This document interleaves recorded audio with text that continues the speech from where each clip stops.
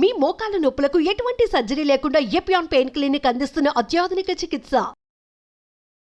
నమస్కారం అండి, నేను Srilatha, chief clinical dietitian, Medicover hospitals Madhapur.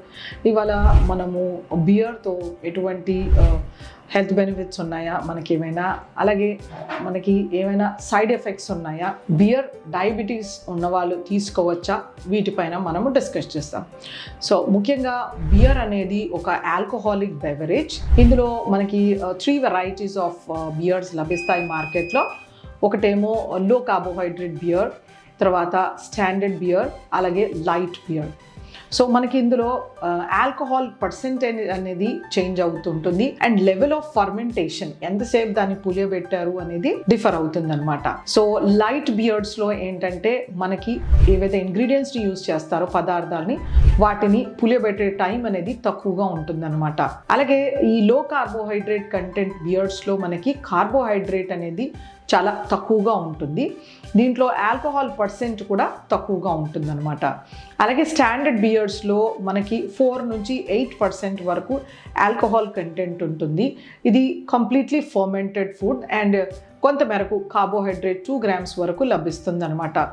సింపుల్గా చెప్పాలంటే మనకి ఒక స్టాండర్డ్ బియర్లో ఒక 43 calories ఆఫ్ ఎనర్జీ ఒక చిన్న 100 ml నుండి వస్తుందన్నమాట. సుమారుగా మనం ఒక 650 ml ఆఫ్ స్టాండర్డ్ బియర్ తీసుకుంటే కనుక మనకు 300 నుంచి 350 క్యాలరీల ఎనర్జీ వరకు వస్తుంటుంది. సో వీటిని మనకు ఎటువంటి వైటమిన్స్, మినరల్స్ ఏవి రావు. ఈ బియర్ని తరచుగా తీసుకోవడం వలన మన శరీరంలో బి కాంప్లెక్స్ వైటమిన్స్ అనేవి అబ్జార్బ్ అవ్వకుండా మనము ఎక్స్క్రీట్ చేస్తామన్నమాట.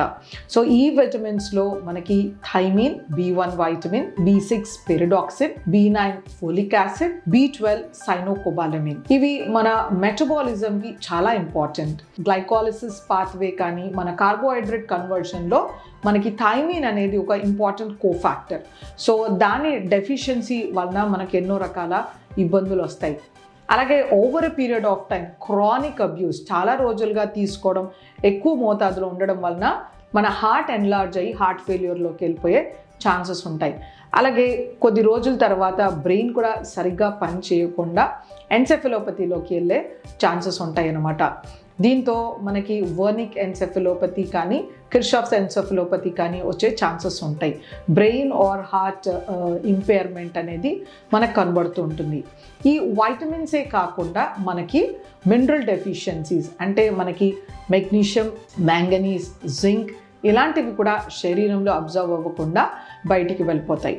మనకి ఇప్పుడు ఇండియాలో కానీ ప్రపంచంలో కానీ burning problem vitamin D deficiency. So ఈ బియర్ తీసుకోవడం వలన కూడా మన శరీరానికి వైటమిన్ డి అనేది అబ్జార్బ్ అవ్వకుండా వెళ్తుంది. ఇది మన ఇమ్యూన్ సిస్టమ్ని బిల్డప్ చేయడానికి, రకరకాల ఫంక్షన్స్ మన శరీరంలో జరిగే చర్యలకు ఎన్నింటికోనూ మనకి ఈ వైటమిన్ డి అనేది చాలా ఇంపార్టెంట్. యాజ్ ఇట్ ఈస్ ఇండియాలో మనకి 80% పాపులేషన్లో వైటమిన్ డి డెఫిషియన్సీ ఉంటుంది.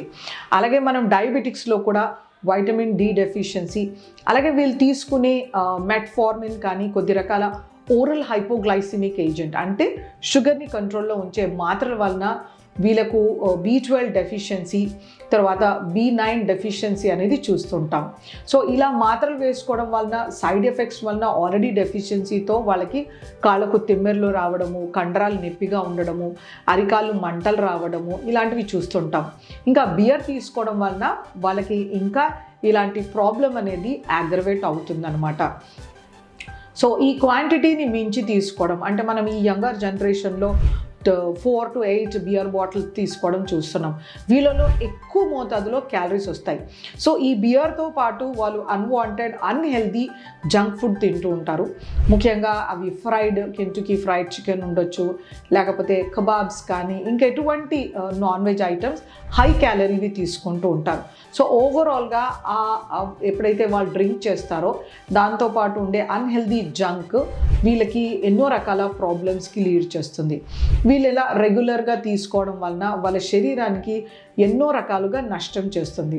ముఖ్యంగా లివర్ అనేది త్వరగా డ్యామేజ్ అవ్వడానికి ఛాన్స్ ఉంటుందన్నమాట. సో ఎవరైనా డయాబెటీస్తో సఫర్ అయ్యే వాళ్ళు ఈ బియర్స్ కానీ ఆల్కహాల్ కానీ ముట్టుకోకపోతే చాలా శ్రేష్టం. వీటిలో ఉండే ఎంటీ క్యాలరీస్ వాళ్ళ షుగర్స్ని ఎలివేట్ చేసే ఛాన్సెస్ ఉంటాయి. కాబట్టి ఈ ఆల్కహాలిక్ బెవరేజెస్కి దూరంగా ఉండడం అనేది చాలా శ్రేష్టం.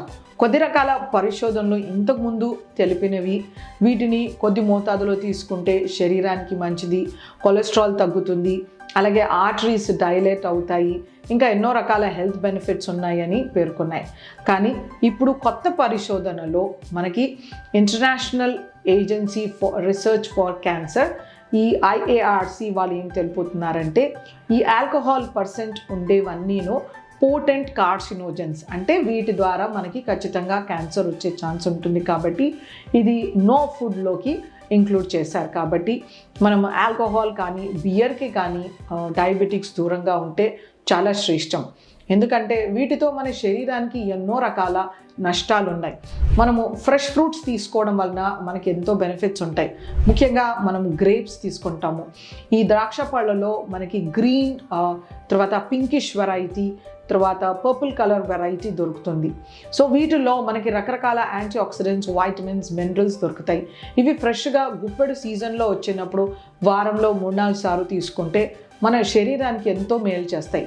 ముఖ్యంగా పర్పుల్ నుంచి బ్లూ వెరైటీలో ఉండే వాటిల్లో రెస్వెరటాల్ అనే యాంటీ ఆక్సిడెంట్ ఉంటుందన్నమాట. ఇది మన గుండె కవటాలకి ఎంతో మేలు చేస్తుంది. అలాగే మన ఆర్టరీస్ని హెల్తీగా ఉంచడానికి, అంటే స్టిఫ్గా అవ్వకుండాను, బ్లడ్ సర్క్యులేషన్కి, కొలెస్ట్రాల్ తగ్గించడానికి ఎంతో మేలు చేస్తుంది అనమాట. సో వీటిని మనము ఆ బ్లూ పర్పుల్ వెరైటీస్ని తర్వాత గింజతో సహా తీసుకుంటే మనకు ఎంతో రకాల బెనిఫిట్స్ ఉన్నాయి.